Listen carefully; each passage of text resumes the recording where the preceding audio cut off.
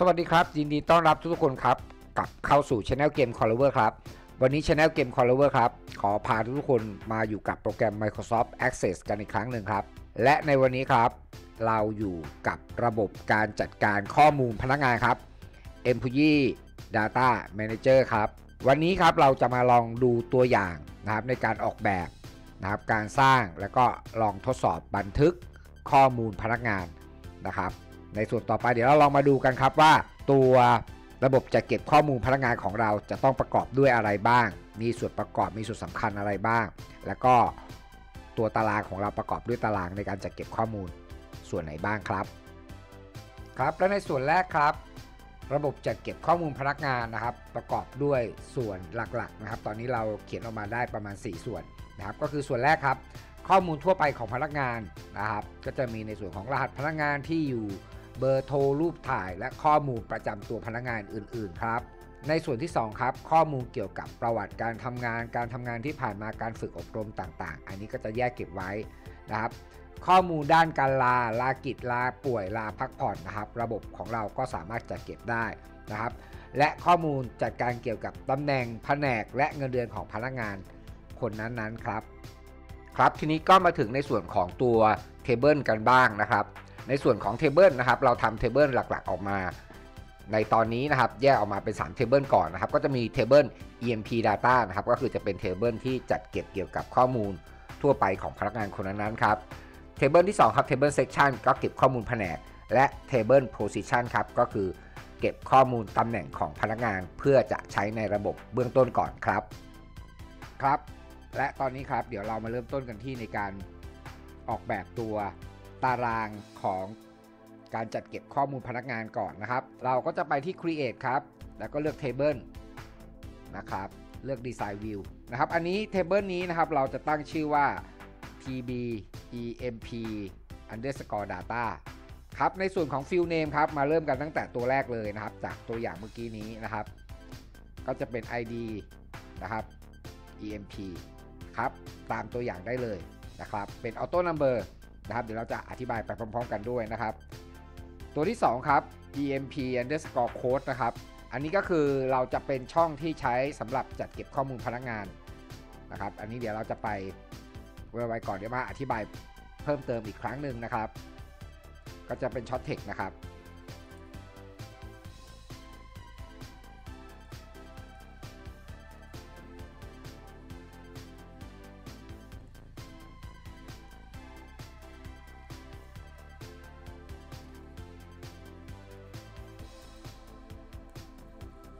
ครับและในส่วนของตัว Table นะครับ EMP Data นะครับประกอบด้วย EMP Code นะครับ Name นะครับนี่ก็จะเป็นชื่อนามสกุลนะครับเพศของพนักงานนะครับที่อยู่บ้านเลขที่ตำบลอำเภอหมู่บ้านนะครับอันนี้ก็จะเป็นอาจจะเป็นตำบลอำเภอนะครับอันนี้ก็จะเป็นในส่วนของจังหวัดไปนะครับรหัสไปรษณีย์ครับพร้อมด้วยเบอร์โทรนะครับอีเมล Image 1 2 3ตัวนี้นะครับเดี๋ยวเรา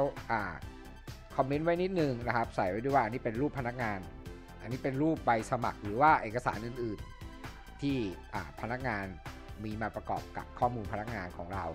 ครับเท่านี้ครับในส่วนของตัวตาราง Table EMP Data นะครับสำหรับใครที่ต้องการข้อมูลเพิ่มเติมมากหรือน้อยกว่านี้นะครับเราก็อาจที่จะเพิ่มเข้าไปภายหลังได้นะครับก็อยู่ที่ความต้องการของผู้ใช้นะครับสำหรับ Table ตัวนี้เดี๋ยวเราเซฟไว้ก่อนนะครับถัดมาครับเดี๋ยวเรามาเพิ่มตารางตัวที่2ครับ Section ก็คือแผนกนะครับก็ไปที่ Create เหมือนเดิมครับอันนี้ก็จะมี2ตัวนะครับก็คือมีรหัสแผนกนะครับแล้วก็ชื่อแผนกนะครับเราก็จะใช้เป็นตัวนี้นะครับก็บันทึกนะครับถัดมาครับก็คือตำแหน่งนะครับอีกตารางหนึ่งก็มี2ตัวเหมือนเดิมนะครับ ID นะครับ Position กับ Position Name นะครับชื่อตำแหน่งโอเคครับเซฟครับทีนี้เราได้ข้อมูลในส่วนของตัว Table มาเรียบร้อยแล้วนะครับเราจะลองมาออกแบบนะครับตัวแบบฟอร์มในการจัดเก็บข้อมูลพนักงานกันเลยครับทีนี้ในส่วนของตารางเบื้องต้นนะครับทั้ง3ตารางพร้อมใช้งานแล้วเราจะมาออกแบบนะครับในฟอร์มแรกกันก่อนนะครับก็คือในส่วนของ Table EMP Data นะครับก็ไปที่ Create ครับแล้วก็ที่ Form Bank เราจะสร้างจากฟอร์มเปล่าเลยนะครับ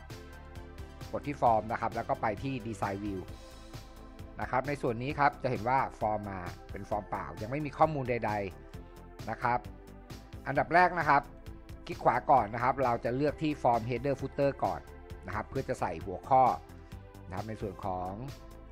ด้านบนของฟอร์มนะครับแล้วก็ไปที่ดีไซน์นะครับใส่ก่อนว่าอันนี้เดี๋ยวเราจะมาปรับแต่งกันอีกครั้งหนึ่งนะครับให้ใส่ไว้ก่อนในช่วงแรกนะครับจะเห็นว่าตอนนี้ในส่วนของตัวฟอร์มนะครับมีส่วนที่เป็นheader นะครับ detail และ footer เนี่ยเดี๋ยวเราไม่ใช้เรายุบไปเลยนะครับในตัวฟอร์มหลักของเรานะครับเราจะแบ่งออกเป็น3ส่วนด้วยกันนะครับก็คือส่วนที่เป็นข้อมูลทั่วไปของพนักงานนะครับและก็ในส่วนของข้อมูลรูปภาพแล้วก็รายละเอียดอื่นๆนะครับซึ่งตอนนี้เดี๋ยวเราจะแบ่งเป็น3ส่วนนะครับเดี๋ยวเราแบ่งไว้ให้ดูก่อนนะครับครับตอนนี้ฟอร์มของเรานะครับแบ่งพื้นที่ออกเป็น3ส่วนนะครับซึ่งเราจะแยกข้อมูลแต่ละประเภทแต่ละชนิดของพนักงานนะครับเดี๋ยวเรามาเริ่มใส่ฟิลต่างๆนะครับแล้วก็จะมาใส่รายละเอียดกันนะครับไปในส่วนของดีไซน์นะครับ property sheet ครับในส่วนของ property sheet ของฟอร์มนะครับที่ data นะครับ record source นะครับให้เลือกเป็น table employee data ครับเมื่อเลือก employee data เสร็จแล้วนะครับ exit field ครับก็จะมีฟิลต่างๆเพิ่มเข้ามาให้นะครับส่วนแรกเลยครับให้เราเลือกในส่วนข้อมูลหลักเข้ามาก่อนนะครับก็คือมีโค้ดมี name มีเพศนะครับที่อยู่นะครับรหัสไปรษณีย์เบอร์โทรและอีเมลเดี๋ยวเรายกมาวางไว้ก่อนนะครับก็จะมีในส่วนของข้อมูลต่างๆเข้ามาให้เรียบร้อยแล้วนะครับเดี๋ยวเราจะมาจัดกันครับและในส่วนของการออกแบบฟอร์ม Employee Data Input ครับเริ่มต้นด้วยที่ส่วนแรกนะครับฟิลแรกเลยนะครับก็คือรหัสพนักงานนะครับเพศนะครับในส่วนของเพศครับ EMP-Sex ตัวนี้ครับเดี๋ยวเราจะเปลี่ยนให้เป็น Combo Box นะครับซึ่งเราวางมาเนี่ยเป็น Text Box นะครับให้คลิกขวาครับแล้วเราเลือก Change to นะครับเลือก Combo Box Text Box เป็น Combo Box เรียบร้อยนะครับไปที่ Data ครับมาเลือกที่ Row Sort Type นะครับเปลี่ยนให้เป็น Value List นะครับเราก็จะใส่ค่าลงไปนะครับเว้นวรรคไว้อันนึงก่อนเป็นตัวว่างนะครับก็คือแล้วก็เป็น Male ครับแล้วก็ Female ก็คือมีเพศชายเพศหญิงให้เราเลือกนะครับสำหรับตัว Combo Box ตัวนี้นะครับในส่วนถัดมาครับชื่อสกุลนะครับก็ใส่ชื่อนามสกุลของพนักงานนะครับเดี๋ยวเราปรับนิดนึงนะครับอันนี้ความเหมาะสมนะครับขึ้นอยู่กับผู้ใช้แล้วก็จำนวนฟิลด์ที่มีอยู่นะครับแล้วแต่ประเภทความต้องการนะครับบ้านเลขที่ครับที่อยู่บ้านเลขที่หมู่ถนนนะครับก็จะใส่อันนี้ก็อยู่ที่เราเลือกเหมือนกันนะครับความต้องการของผู้ใช้นะครับตำบลอำเภอนะครับแล้วก็มีในส่วนของจังหวัดนะครับใส่รหัสไปรษณีย์นะครับรหัสไปรษณีย์ของเรามี5หลักนะครับเราก็จะกำหนดว่าเดี๋ยวรหัสไปรษณีย์เราให้ใส่แค่5หลักได้นะครับเบอร์โทรศัพท์แล้วก็อีเมลครับทีนี้ในส่วนถัดมาครับ add exit field เหมือนเดิมครับยก emp image 1ครับมาวางไว้ตรงนี้นะครับเดี๋ยวเราจะใช้ตรงนี้เป็นรูปพนักงานนะครับเอามาวางไว้ก่อนนะครับอยู่ในกรอบสีเขียวขยายนิดนึงนะครับอันนี้ก็จะเป็นในส่วนแรกครับทีนี้ในส่วนถัดมาครับเราจะวางเป็นแท็บคอนโทรลนะครับซึ่งในตัวแท็บคอนโทรลเนี่ยอย่างที่เรากล่าวไปตอนต้นครับว่าตัวข้อมูลของเราในพนักงานแต่ละคนเนี่ยอาจจะมีข้อมูลรายละเอียดอื่นๆเพิ่มไปด้วยนะครับเราก็จะใส่เป็นแท็บคอนโทรลเพื่อดูรายละเอียดต่างๆนะครับของพนักงานนะครับเดี๋ยวเราวางแท็บคอนโทรลลงไปก่อนนะครับก็จะมีเพจนะครับ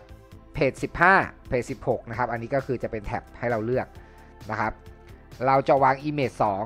2ลงไปในแท็บ15นะครับและเพจ16นะครับเราจะวาง EMP Image 3ลงไปนะครับส่วนข้อมูลรายละเอียดอื่นๆนะครับเดี๋ยวเราจะเพิ่มในส่วนของตอนต่อไปนะครับลองมาดูรูปแบบการแสดงผลของฟอร์มนี้กันก่อนนะครับฟอร์มนี้ให้ชื่อว่าFR นะครับ EMP Input ครับผมเรามาดูรายละเอียดครับอันนี้ก็จะเป็นหน้าตาของตัวแบบฟอร์มเรานะครับเลือกเพศได้นะครับ มีบ้านเลขที่มีตำบลจังหวัดรหัสไปรษณีย์เบอร์โทรและอีเมลมีรูปนะครับซึ่งในการใช้รูปนะครับ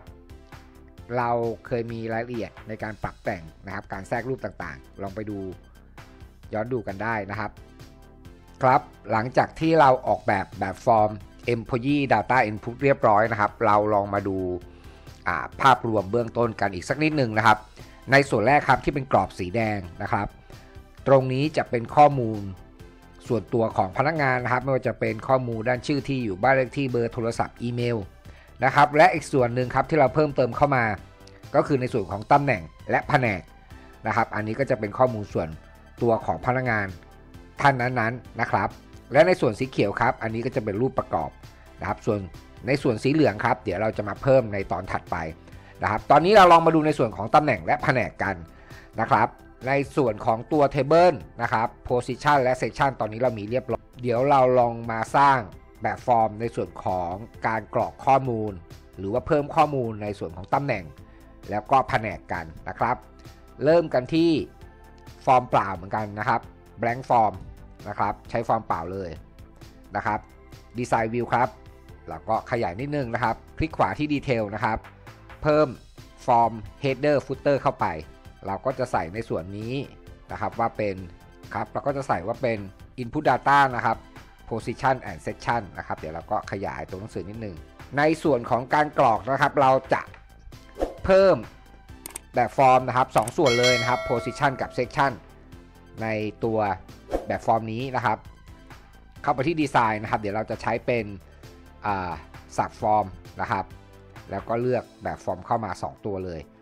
นะครับเลือกที่สับฟอร์มก่อนนะครับแล้วกด next ครับเลือกตารางแรกครับsection ก่อนนะครับ section name ครับเอาเข้ามาเลยนะครับปรับขนาดนิดนึงโอเคครับเดี๋ยวเราจัดแบบฟอร์มทั้ง2ตัวให้ดูก่อนนะครับเดี๋ยวเรามาอธิบายกันอีกทีนึงครับและตัวนี้นะครับก็คือแบบฟอร์มในการ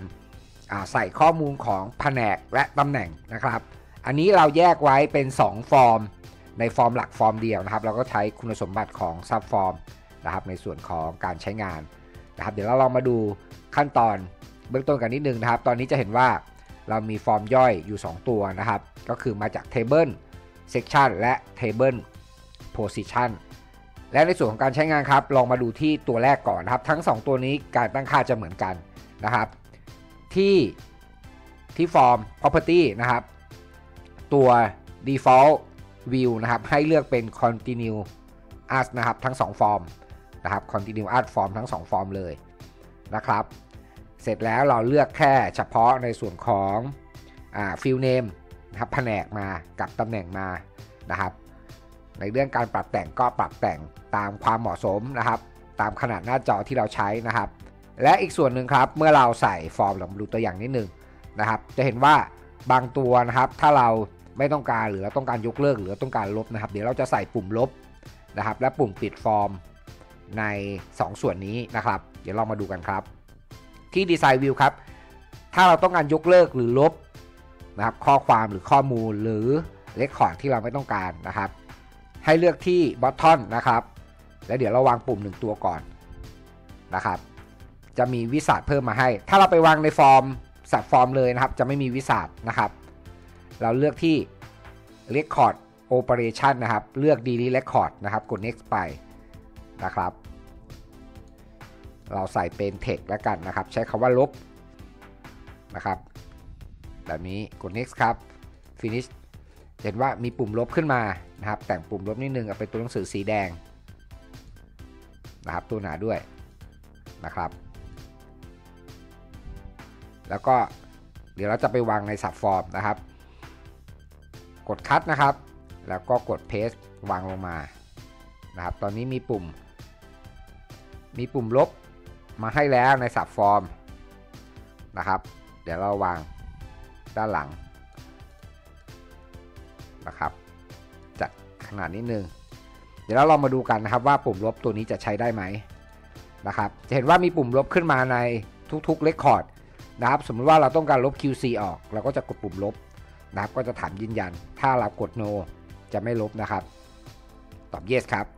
เรียบร้อยลบ QC ไปแล้วเดี๋ยวเราใส่เพิ่มเข้าไปใหม่นะครับเท่านี้ครับเดี๋ยวอีกฟอร์มหนึ่งครับเรามาใส่เหมือนกันเราก็ไม่ต้องเพิ่มอะไรนะครับจากเมื่อกี้ที่เราคัดลอกไว้นะครับเรากดคัดลอกอีกทีหนึ่งนะครับคลิกขวาครับแล้วก็ copy นะครับเข้ามาในฟอร์ม position บ้างนะครับคลิกขวาแล้วก็ paste นะครับมีปุ่มลบเหมือนกันนะครับเลื่อนไปเลยนะครับอันนี้ก็จะเป็นปุ่มลบนะครับอีกปุ่มหนึ่งครับเดี๋ยวเราเข้ามาในฟอร์มหลักนะครับในส่วนของ FRSP input ตัวนี้ก็คือฟอร์มsection และ position นะครับเดี๋ยวเราใส่ปุ่มปิดฟอร์มไว้ด้วยนะครับวางปุ่มไป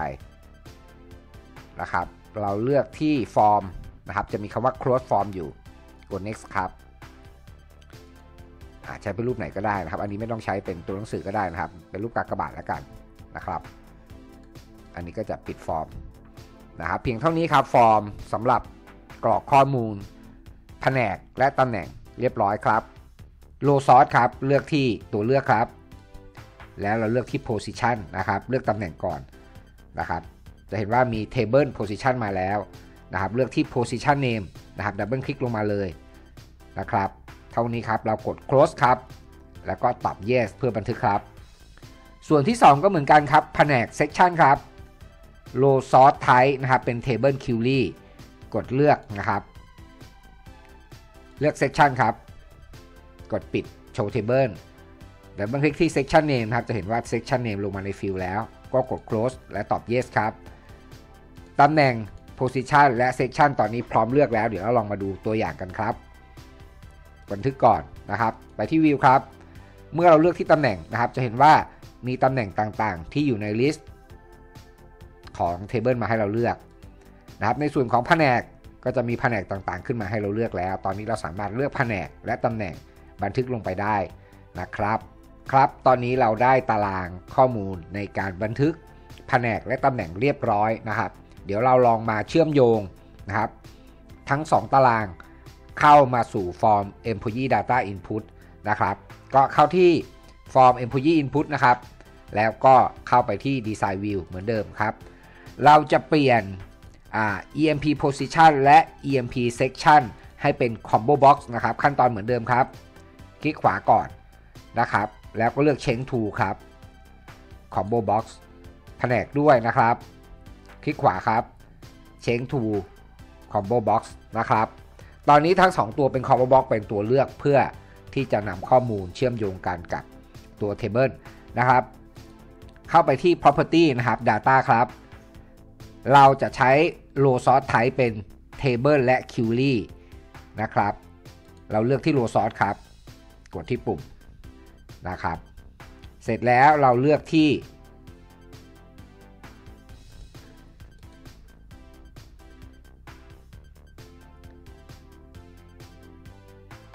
เลือก row sort นะครับเสร็จแล้วเราเลือกที่ position ก่อน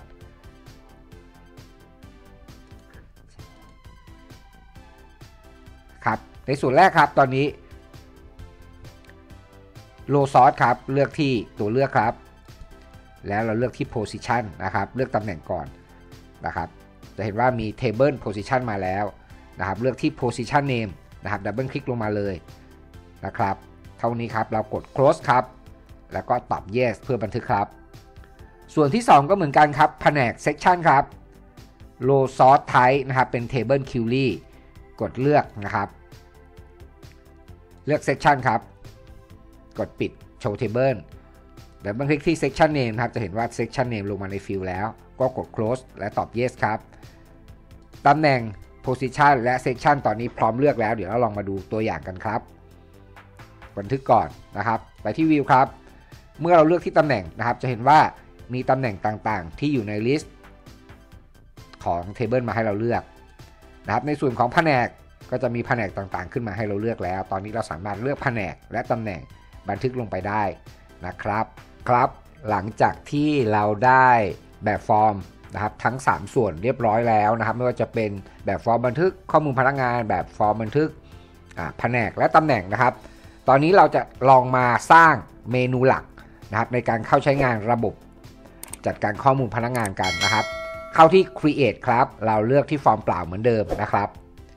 ก็จะเป็นฟอร์มว่างขึ้นมานะครับเลือกที่ design view ครับเราจะใส่หัวของฟอร์มนิดนึงนะครับ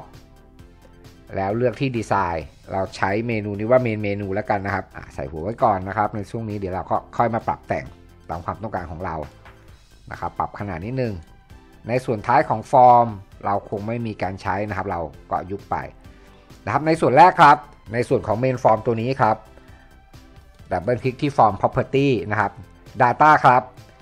record source นะครับเราเลือกที่ table emp data ครับเราจะนำข้อมูลลงมานะครับสำหรับบันทึกนะครับเลือกที่รหัสพนักงานนะครับ emp code emp name นะครับที่อยู่นะครับเบอร์โทรศัพท์และอีเมลรวมถึงเราก็จะเลือก emp position และ emp section นะครับแล้วก็ image นะครับอันนี้เดี๋ยวเรายกเข้ามาได้เลยนะครับจะเห็นว่าลักษณะในการใช้งานจะมาเป็นลักษณะนี้เดี๋ยวเราจะทำเป็น continuous form นะครับหัวของฟอร์มตัวนี้ให้เราลบออกไปก่อนนะครับเดี๋ยวเรามาจัดกันครับ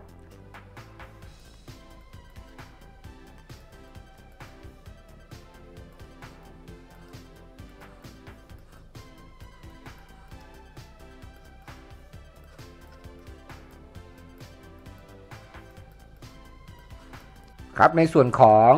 form property นะครับเลือกที่ form นะครับให้เลือกเป็น continuous form นะครับเดี๋ยวเราลองมาดูตัวอย่างที่เราจัดไว้นะครับ fr ครับเราเลือกอันนี้ว่าเป็นเมนูแล้วกันนะครับเข้าไปดูที่ฟอร์มตัวอย่างนะครับจะเห็นว่ามีข้อมูลนะครับรหัสพนักงานมาแล้วนะครับในทุเรียนนะครับเดี๋ยวเราจะมาใส่ชื่อหัวคอลัมน์กันอีกครั้งหนึ่งนะครับมีข้อมูลพนักงานต่างๆออกมาให้นะครับเดี๋ยวเราจะทำปุ่มนะครับมาถึงขั้นตอนนี้นะครับจะเห็นว่ามีข้อมูลของพนักงานเพิ่มเข้ามาแล้วพร้อมทั้งรายละเอียดต่างๆนะครับเราจะลองทำนะครับปุ่ม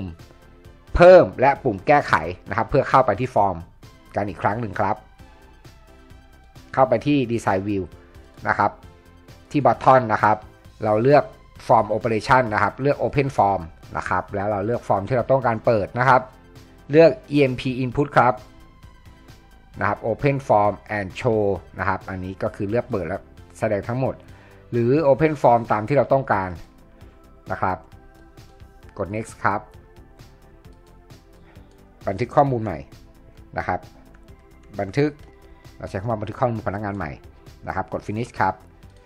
เดี๋ยวเราลองมาดูผลลัพธ์กันก่อนนะครับเมื่อกดบันทึกข้อมูลพนักงานใหม่จะเห็นว่ามาอยู่ที่ฟอร์ม Input Data นะครับแต่ยังไม่ใช่การบันทึกใหม่นะครับเดี๋ยวเราเข้าไปเพิ่มมาโคในส่วนของปุ่มควบคุมนะครับปิดตารางนี้ไปก่อนนะครับไปที่ Design View ครับบันทึกข้อมูลพนักงานใหม่ครับ Event ครับ On Click นะครับเมื่อคลิกแล้วให้เราทำอะไรบ้างนะครับจะเห็นว่ามีคำว่า Open Form มานะครับเราเลือกที่ Data Mode นะครับจะมีคำว่า Add Edit Read Only นะครับเราเลือกที่คำว่า Add ครับ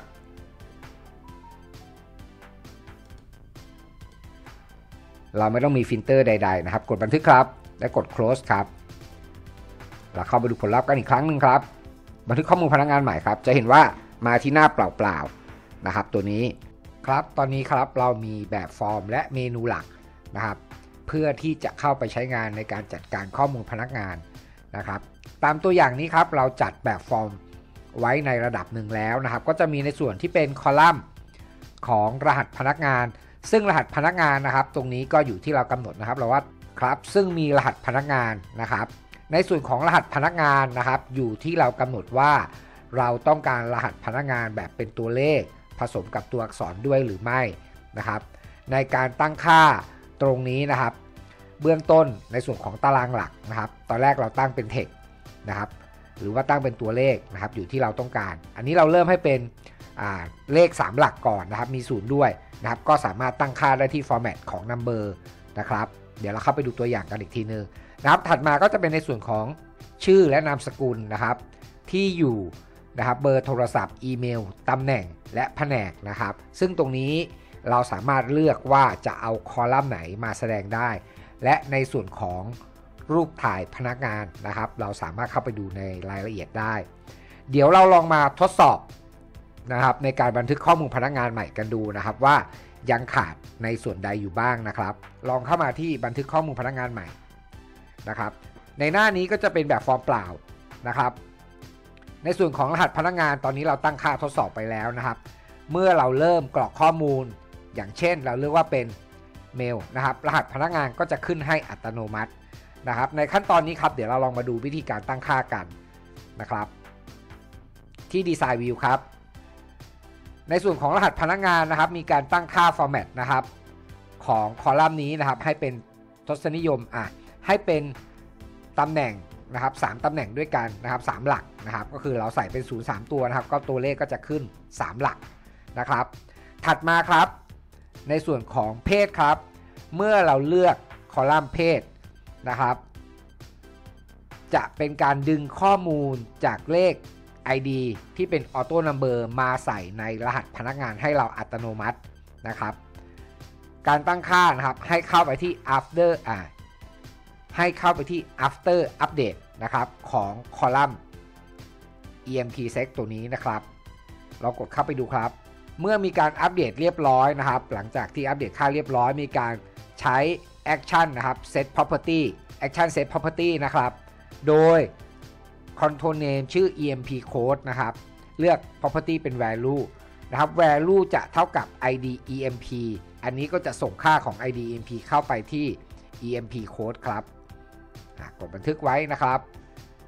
เมื่อเราเลือกนะครับก็จะมีการส่งค่าเข้ามาแล้วเราก็สามารถบันทึกค่าอื่นๆได้ในส่วนนี้ครับเห็นว่าเมื่อเราเลือก Male หรือ Female นะครับอันนี้ส่งค่ามาเรียบร้อยตรงกันนะครับเราก็จะทดสอบนะครับ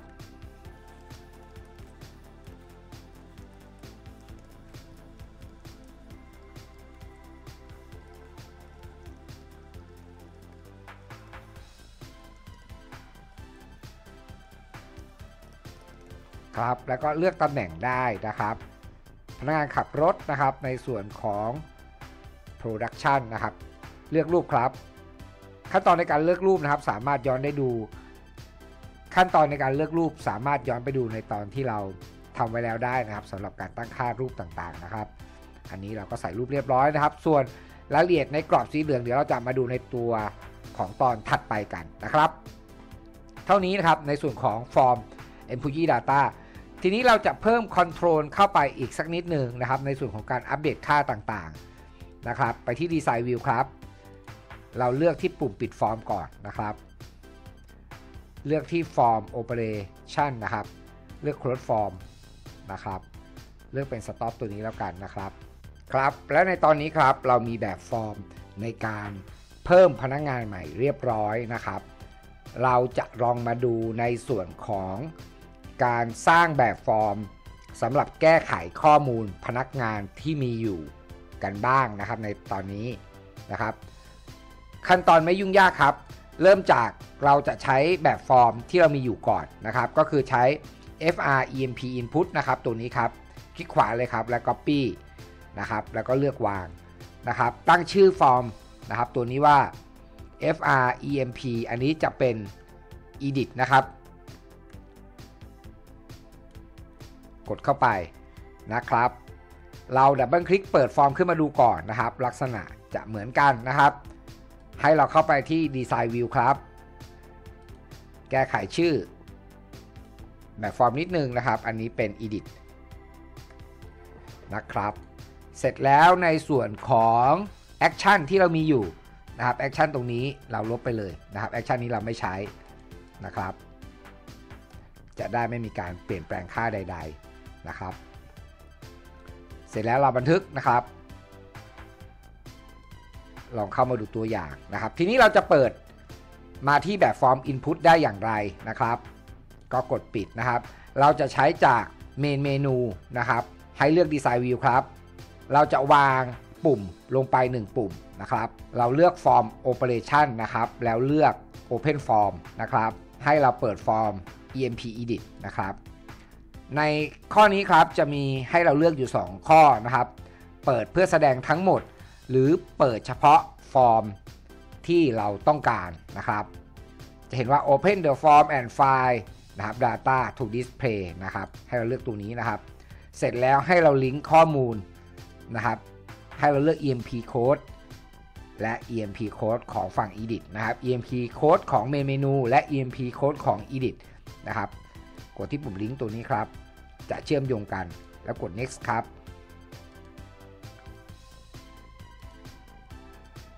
เราใช้ตรงนี้ว่าแก้ไขนะครับเห็นว่ามีปุ่มแก้ไขเพิ่มขึ้นมาแล้วนะครับเดี๋ยวเราขยับฟอร์มตรงนี้นิดนึงนะครับให้ตรงกันหน่อยนะครับเพื่อที่จะได้วางปุ่มนี้ได้นะครับก็จะมีแบบฟอร์มแก้ไขตัวนี้นะครับกดเซฟครับเข้าไปที่ View นะครับจะเห็นว่าในส่วนของรายการแต่ละเรคคอร์ดครับจะมีคำว่าแก้ไขขึ้นมาที่ด้านหน้านับปุ่มตัวนี้นะครับจะวางด้านหน้าหรือด้านหลังก็ได้นะครับอยู่ที่พื้นที่และการจัดวางของผู้ใช้นะครับอย่างเช่นเราต้องการแก้ไขนะครับคุณมังคุดนะครับก็กดแก้ไขครับแล้วเปลี่ยนแปลงข้อมูลนะครับอันนี้มังคุดเป็นผู้จัดการเราเปลี่ยนเป็นฝ่ายจัดการทั่วไปนะครับบันทึกนะครับอันนี้ก็จะเป็นการใช้งานในส่วนของขั้นตอนการแก้ไขนะครับจะเห็นว่าในปุ่มแก้ไขเราก็จะมีรายการอยู่นะครับและในส่วนนี้ครับการบันทึกแก้ไขเพิ่มข้อมูลพนักงาน